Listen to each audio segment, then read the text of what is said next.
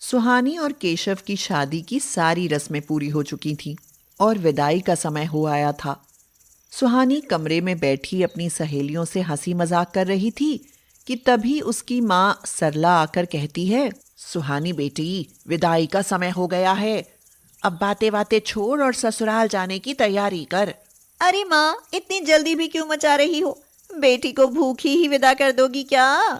नहीं बेटी, खाना खिला कर विदा करूंगी। चल रही सीता, जा सुहानी के लिए खाना लेकर आ। ओ माँ, तुम भी कितनी भुलक्कड़ हो। भूल गई क्या मैंने अपने खाने के लिए क्या स्पेशल बनवाया है? मुझे याद है तेरी स्पेशल डिश। ठहर, अभी लेकर आती हूँ। सरला एक प्लेट में स्पेशल हरी मिर्च के तीखे पकौड़े और खजूर की मीठी चटनी लेकर आती है। मिर्च के तीखे पकौड़े देखते ही सुहानी के मुंह में पानी भर आता है और वह जल्दी जल्दी पकौड़े खाने लगती है और कहती है, आह, पकौड़े तो सचमुच बहुत अच्छे बने हैं माँ। जी भर कर खा ले और सुन, ससुराल जाकर यह तीखा खाने का शौक भूल ही जाना। हाँ, सुहानी से ऐसा तो कभी हो ही नहीं सकता माँ। ससुराल की रसोई में पैर तो रखने दो। सबको तीखा खाने की आदत न डाल दी तो मेरा भी नाम सुहानी नहीं। वो तो मुझे पता ही है, तू तीखा खाने से कभी बाज नहीं आने वाली। सुहानी को तीखा खाने का बहुत अधिक शौक था। घर में भले कुछ भी बना हो, मगर तीखा खाए बिना उसका पेट भरता ही नहीं था। अपने इसी शौक के चलते उसने हरी मिर्च की ढेर सारी रेसिपी सीख रखी थी। ससुराल आने पर सुहानी जैसे ही रसोई में पैर रखती है, अपनी पसंद की तीखी चीज बनाने के बारे में सोचने लगती है। कुछ ऐसा तीखा बनाती हूँ जो सबको पसंद आए, पर क्या बनाऊं? हाँ, हरी मिर्च की तीखी कढ़ी और चावल बनाती हूँ, सबको पसंद आएगा। यही सोचकर सुहानी हरी मिर्च वाली तीखी कढ़ी और चावल बनाती है। मगर जैसे ही उसका पति केशव, ससुर महेश और सास गोमती खाने बैठते हैं, तो उनका तो मुंह ही जलने लगता है और वे बेचैन हो उठते हैं। महेश कहता है, आह, उह, आहा, अरे ये क्या बना दिया बहू। गोमती, जल्दी से पानी दो भाई। ओह, इतनी तीखी कढ़ी। लगता है मुंह में आग जल उठी है। बहू, इतनी तीखी कढ़ी क्यों बनाई? कुछ मीठा नहीं बना सकती थी क्या?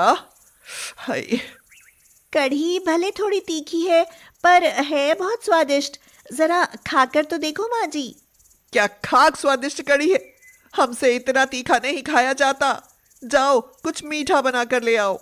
उस दिन के बाद सुहानी सबको उनकी पसंद का खाना बनाकर खिलाती, मगर अपने लिए कुछ तीखा जरूर बनाती।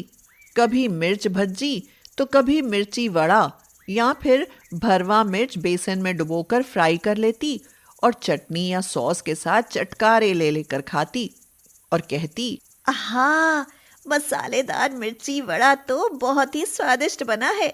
सुहानी की सास गोमती को उसका रोज रोज तीखा खाना अच्छा तो नहीं लगता, मगर फिर भी वह उसे तीखा खाने से मना नहीं करती। गोमती सोचती, राम जाने बहू रोज रोज इतना तीखा कैसे खा लेती है। इसका तो पेट भी खराब नहीं होता। पर देखना, किसी न किसी दिन जरूर खराब हो जाएगा। हाँ, तब यह अपने आप ही तीखा खाना छोड़ देगी। एक दिन सुहानी बाजार से मोटी मोटी हरी मिर्च लेकर आती है और उनमें खट्टा मीठा मसाला भरकर हरी मिर्च का अचार बनाती है।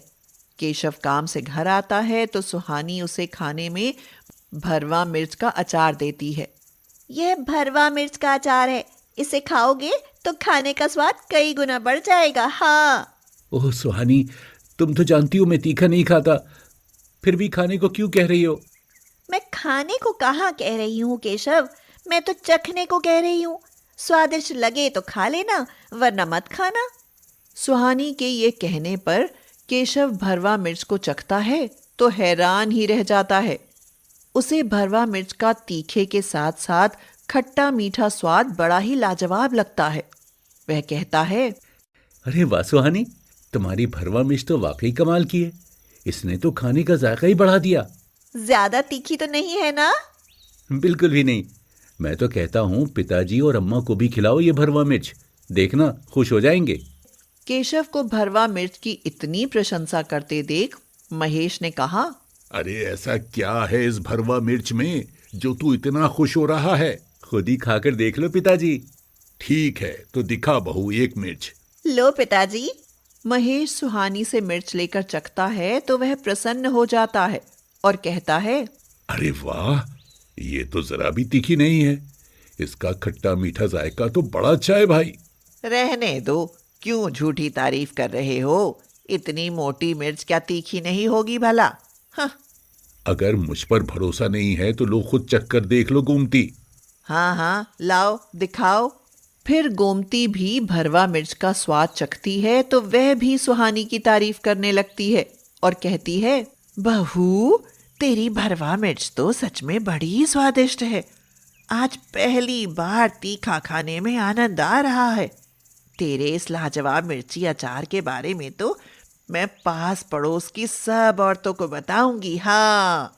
गोमती सुहानी का भरवा मिर्च का अचार अपनी मुंह लगती जिस भी पड़ोसन को चखाती वही उसकी बड़ाई करने लगती। सुषमा को तो सुहानी का वह अचार इतना अधिक पसंद आता है कि वह उसे अचार बनाने का ऑर्डर दे देती है। सुहानी बहू, मेरे बड़े भैया नरेन की शहर में अचार की बहुत बड़ी दुकान है। तुम उनके लिए 10 किलो अचार बना दो। ये लो 2000 एडवांस। यह देख गोमती थोड़ी चिंता में पड़ जाती है और सुषमा से कहती है, पर सुषमा, जो सुहानी का बनाया अचार नरेन को पसंद ना आया तो? ऐसा तो हो ही नहीं सकता गोमती बहन। देखना बहुत पसंद आएगा और खूब बिकेगा। हाँ। सुषमा की बात सच ही निकलती है। सुहानी का बनाया भरवा मिर्च का अचार सबको पसंद आता है और हाथों हाथ बिक जाता है।